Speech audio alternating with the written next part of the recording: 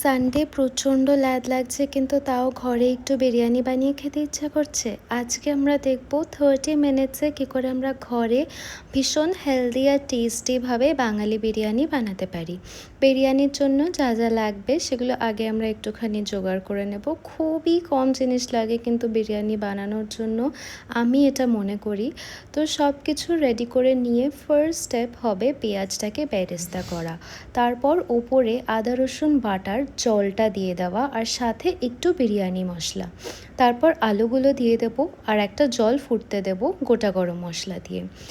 গোটা গরম মশলার জলটাতেই কিন্তু চালটা ফোটাবো।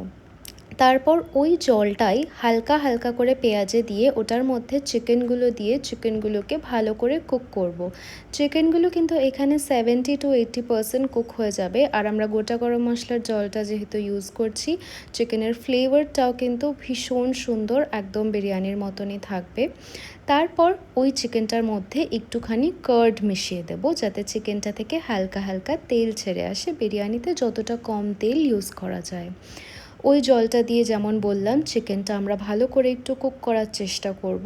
চিকেনটা কিন্তু এখানে কুকড।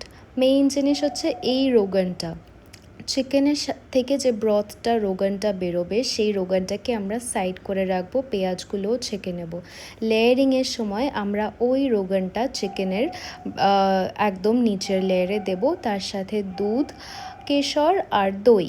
তারপর আস্তে আস্তে রাইস দিয়ে একটা পুরো লেয়ার কমপ্লিট করব। যেহেতু আমরা খুব কম লোকের জন্য বানাবো, তাই জন্য আমরা মাল্টি লেয়ার করবো না, আমরা এটাকে হাফ হাফ করে করব।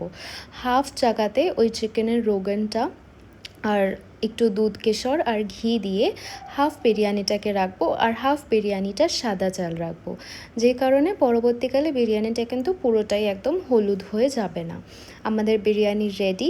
হাফ অ্যান আওয়ার দমে দেওয়ার পর হালকা হালকা করে বিরিয়ানিটাকে কাটবো। দমে দেওয়ার সময় মনে রাখতে হবে ওপরে একটা কিন্তু ভারী কিছু চাপা দিতে হবে। এরপর কিন্তু আমাদের হেলদি অ্যান্ড টেস্টি বাঙালি বিরিয়ানি একদম